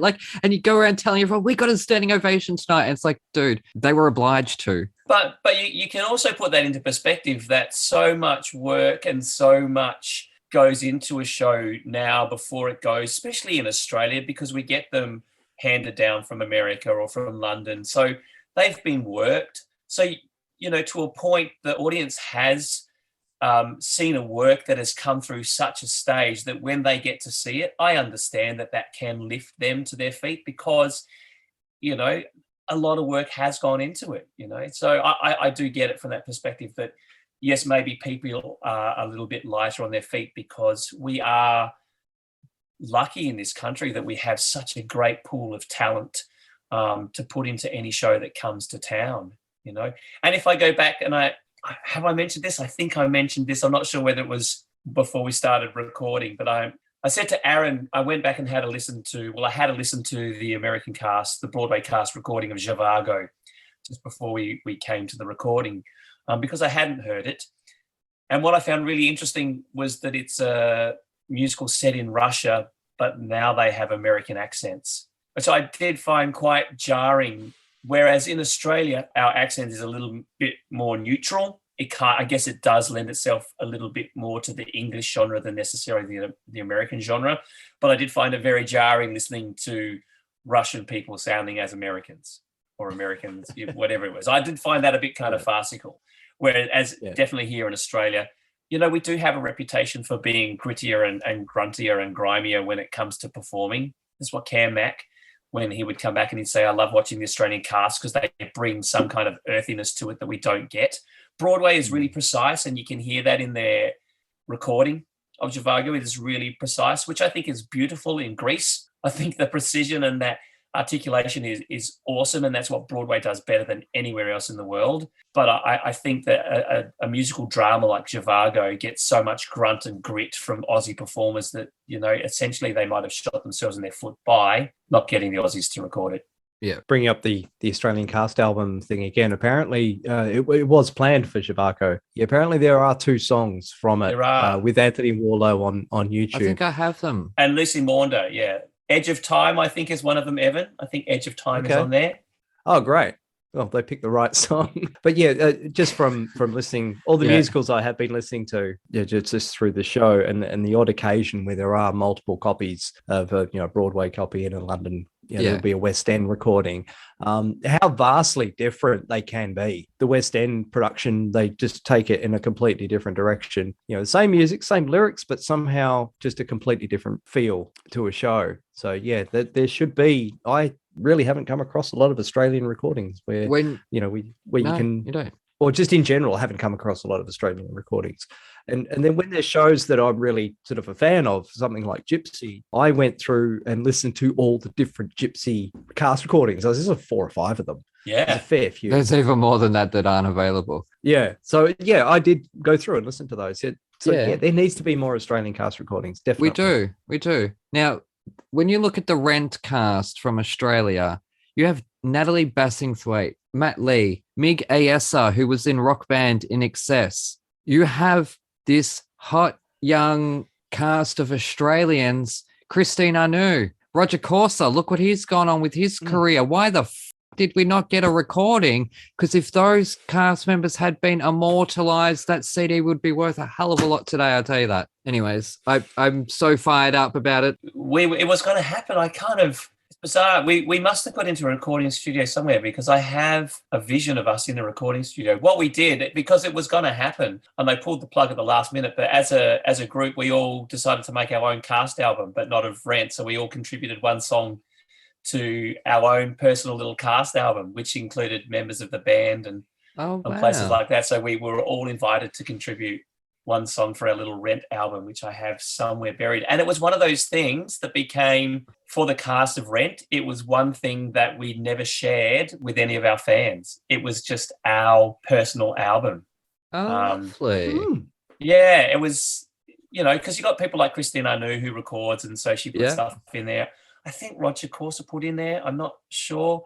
Mark Richard Ford, who we lost a few years ago. Oh, really? Just and I think was he from America? He was, yeah. Just Collins, yeah. Oh, just for me, once again, and we haven't talked about highlights in my short, illustrious career, but standing on a stage with Mark Richard Ford singing I'll Cover You, Reprise. Like even now, I'm just getting goosebumps thinking of, sharing those moments on stage with him like that. Just special, just really, So, yeah, and disappointing not to have of that. But, yeah, there are some important things that should be recorded legally, I guess. Yeah. I'm sure there are a lot of illegal recordings going around. Even just like Fiona Choi, she's had a great career in the past however many years. Like Justin Smith. She's been doing really well. Smithy, Prinny Stevens on The Voice. Yeah. Like there is such a cast here that had a career beyond this show because it didn't tour. It did Sydney and Melbourne. It didn't go around Australia like a lot of them do now. They tried. I don't know why it didn't happen. We lost a few cast members at the end of Melbourne because they were unsure whether they were going to tour. So we lost Miguel and Pete Murphy to fame. It was probably just enough for them to kind of go, I don't know. But they hesitated, and that was the end of it. Really, it was sad. It was a good show, a really good cast.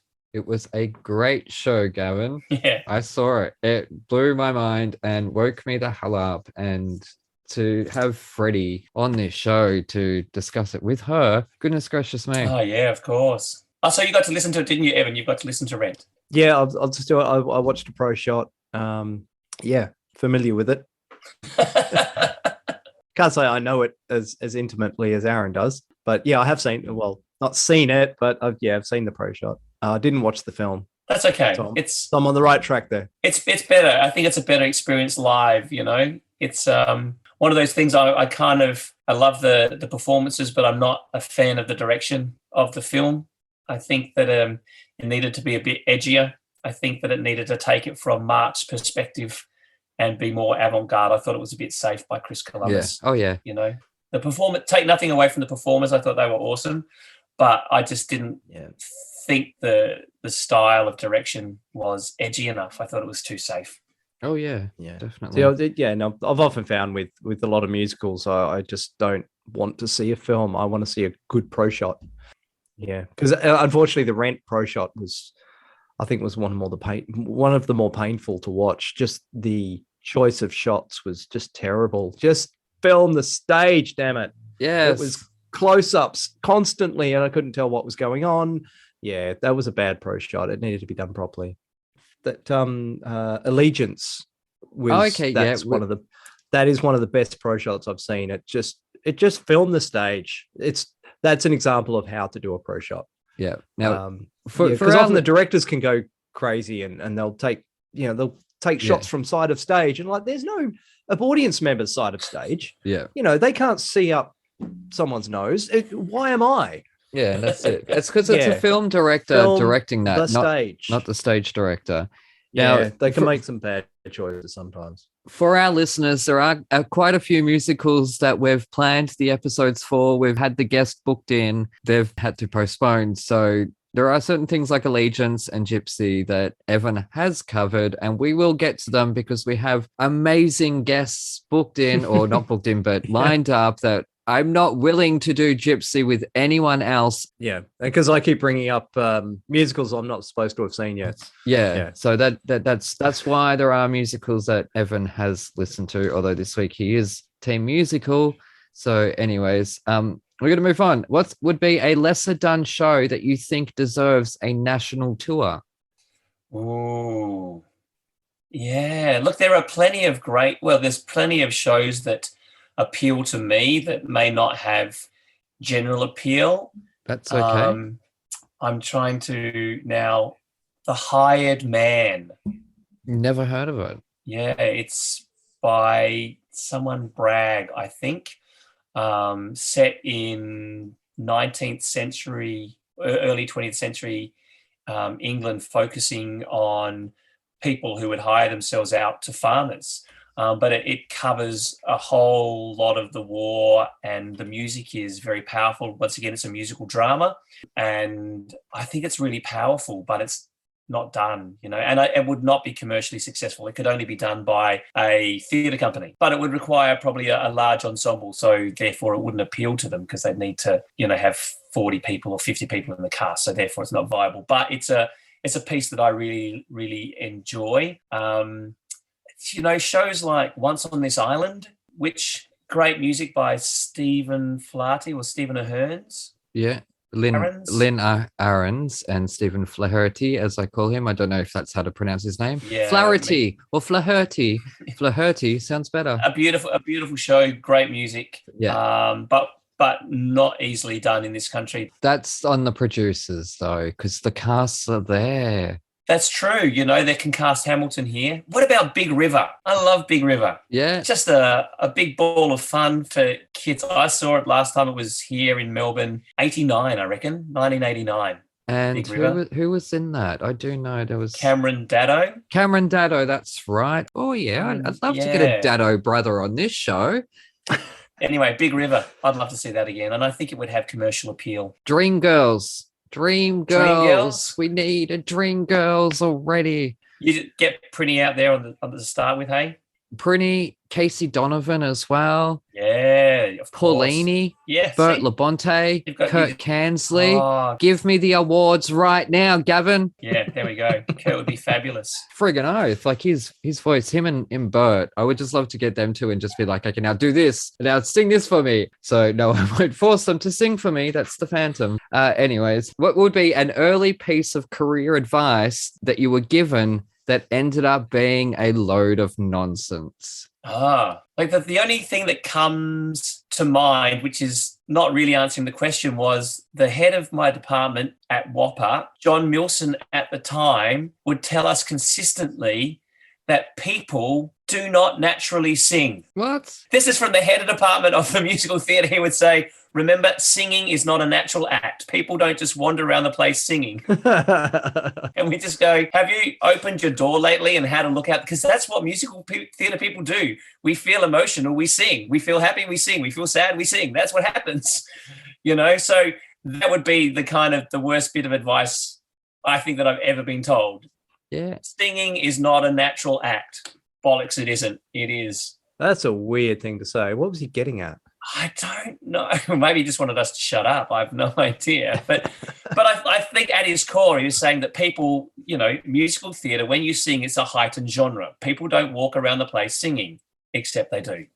Maybe not all the time.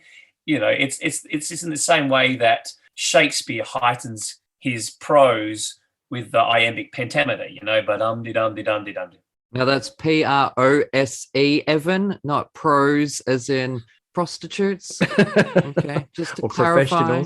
Or professionals. Yeah. I am aware of Shakespeare. Jesus. So anyway, I think that was John Milson's point, is that, singing is not a natural thing. People just talk, And once again, in the Shakespearean musical, Simply Rotten. Oh, okay, yeah. And you got that big song that's like, what? People go around singing? Yeah, they sing. In a show? It's that same kind of feeling that people just burst into song, and it's unnatural, but in theatre, it's a heightened act. So I'm pretty sure that's what John meant at his core, but to us, it seemed like a very odd thing to say. Now, what do you think the multiverse Gavin's the Andrew would be doing right now? I'm looking a little bit lost here for people who can't get the visual. Sorry, all I can relate to is the crypto's just gone down, and I'm traumatized by this.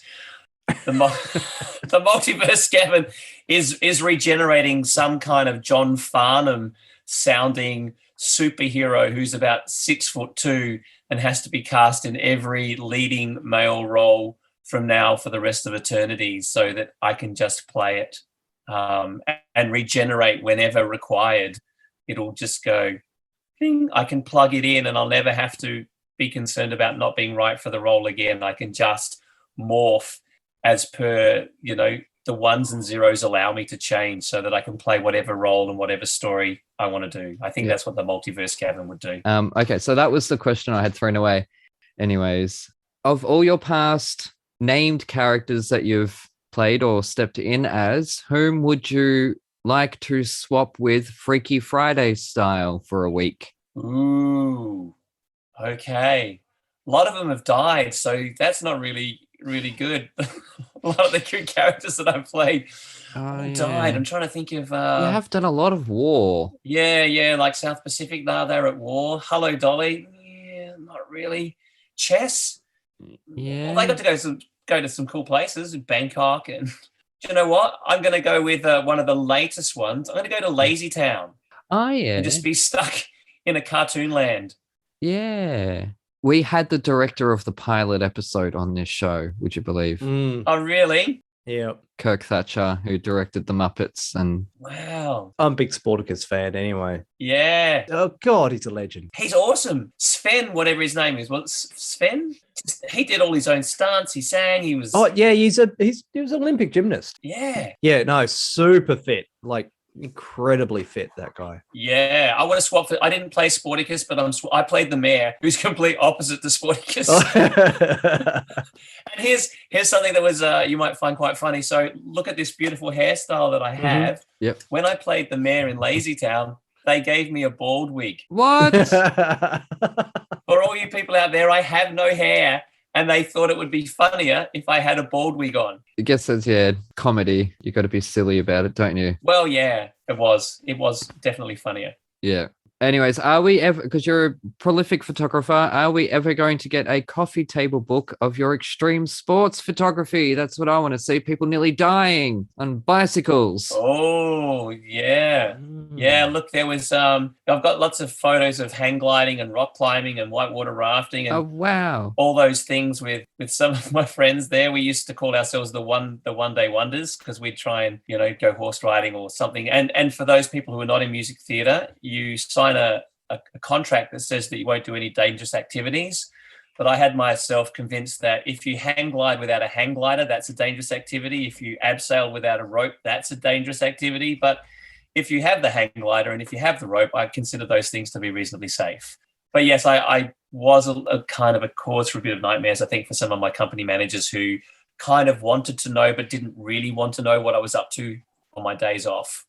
But yeah, extreme sports. And I remember going canyoning on one weekend through in New South Wales. There's a thing called Clostrel Canyon where you have to swim through these creeks and then you abseil down a waterfall into another canyon.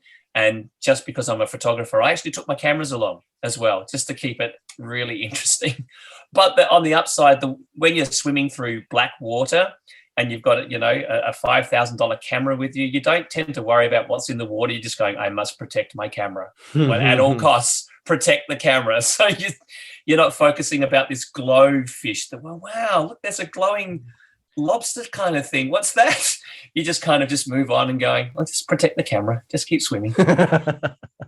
Now, what has been the most cathartic performance or character that you have played? This one's easy for me. This is definitely Chris in Saigon.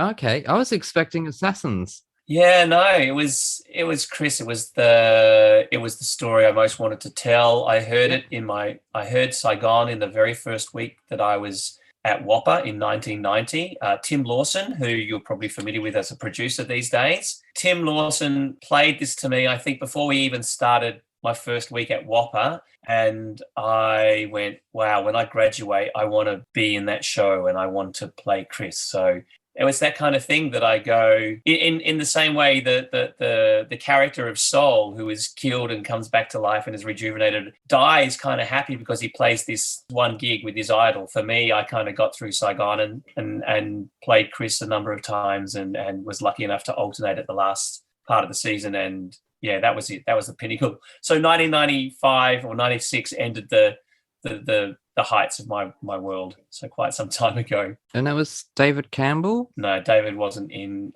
Peter Cousins was our main Chris. Oh, it's Peter Cousins. That's right. Oh, and he's the one who pissed off Stephen Sondheim last week with the production of Company. Yeah, with Kookaburra. Yeah. And the lovely and very talented Ben Harkin went on after Peter Cousins left. Ben took over as well, so I shared the stage with Ben. Well, we alternated at times, but yeah, Ben, who is now a doctor. Hello, Ben, if you're out there. Ben Harkin, lovely, wonderful man. Was Peter Cousins in Les Mis with you? I couldn't find my program. No, he was in the original. I think he was Marius. I think he was in the original tour. Yeah. Didn't Simon play the original Marius? Yeah, Simon was the original Marius. And I think Peter might have played Marius on the tour. That's right. Anyways, lastly, what scares you creatively? What scares me? Creatively. Not just, I don't care about your fear of spiders or anything. Gavin, it's just, no. Creatively, every audition, and this is part of the reason why I don't audition anymore, is that I'm not a fan of the new audition process. I'm not a fan of being committed to film and being forever there. If you mess it up, it's recorded there forever. Whereas if you walk into an audition, and once again, when you go to a drama school, they say, you have to make every audition good because the people will always remember your last audition. It's like your performance. If you screw it up and it's the last thing people see, then that's what they remember. If you screw up a video audition, it's there forever, especially with TikTok and YouTube and Facebook and all those things. So I'm very grateful that I kind of auditioned in an era where you walk in and if you screw it up, only those people in the room will ever remember, as opposed to now you put it on film and, it's there forever and it can go out into a genre. And that kind of scares me. So I kind of like the old school way of just walk in there, give it your all, and let that moment be in the moment. And if it's to be, it's to be, and then off you go. It's like Simon said that I think you asked him the question, does he get worried about any performances or anything? Like, does he feel unsettled? But he's confident once he's got the role because people have looked at him and said, yeah, you need to be in this role. And you take confidence in that, a bunch of professional people have said, yes, we want this person to be in that role. But when you step forward into an audition, I still think that's still the scariest part of this profession. It doesn't matter how many times you do it, each role can be different. And when you have been in the industry for a while, you can step into a room with people and that makes it easier. But if you screw it up, you still feel pretty crap. And I've screwed up a few. So I'm glad not to be there in a hurry, Now, lastly, actually, do you regret saying yes to me all those years ago? This is where it's ended up. No, not at all. I'm really excited, and I'm so glad that it led to other opportunities. I'm so excited that you got to work on Buffy because, hey, big Buffy fan. What the hell is going on in my life? Like, I don't know. And then just been able to leverage it. Yeah, and look, that's the thing, you just never know what will come of doing something. So, the thing for me is to always give it a try. The fear of failure, you only fail to me if you don't try. So give it a crack. You listening, Evan? Because that's you only fail if you don't try. As you go into making your diamond pleating headboard. At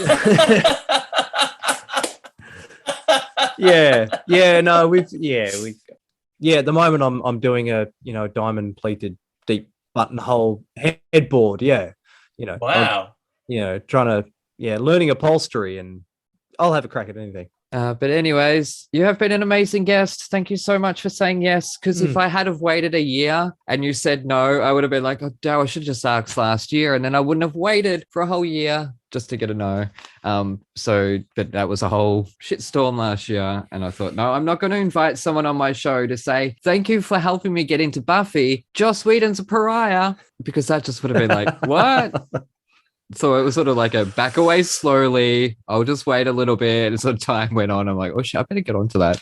And so I did. And so thank you. I am so honored and truly blessed that you gave me that chance that I did not know. I promise you I had no clue what to do with crosswords. Oh, that's awesome, Aaron. I'm very grateful. I've had a great time just hanging out with you guys, just chatting away and talking crap. Hopefully you can compile it into something that makes reasonably sense, But no, it's good to meet you guys and good luck with what you're doing. And I'll put my ears on and have a listen to a few more as they as I get a bit more time. Yeah, awesome. Yes, I did just quickly add social medias. Where can people find you on the socials? I can't. I am an enigma. I have no Facebook, no Instagram, no any social media. I have a website, gavind.com.au, but I haven't updated that since they got rid of iWeb out of the Mac system. So I think that was around about 2003. I think that's when I updated my website. You built it on Netscape by the sound of it. I built it actually. Seriously, I was doing rent and I went across the road during matinee and I grabbed like a hamburger, and in the shop and I had to wait for the hamburger to be made. And in the shop next to me was a news agency, and it said how to make your own website. So I went and I bought that, and I made my first website by HTML code, just doing it all by code. Nice. And then when iWeb came out, I went with iWeb. So yeah, no, I'm not on any social medias. You are so much better off. Anyways, to you at home, you take care, and we shall see you next time. Hooroo! Awesome.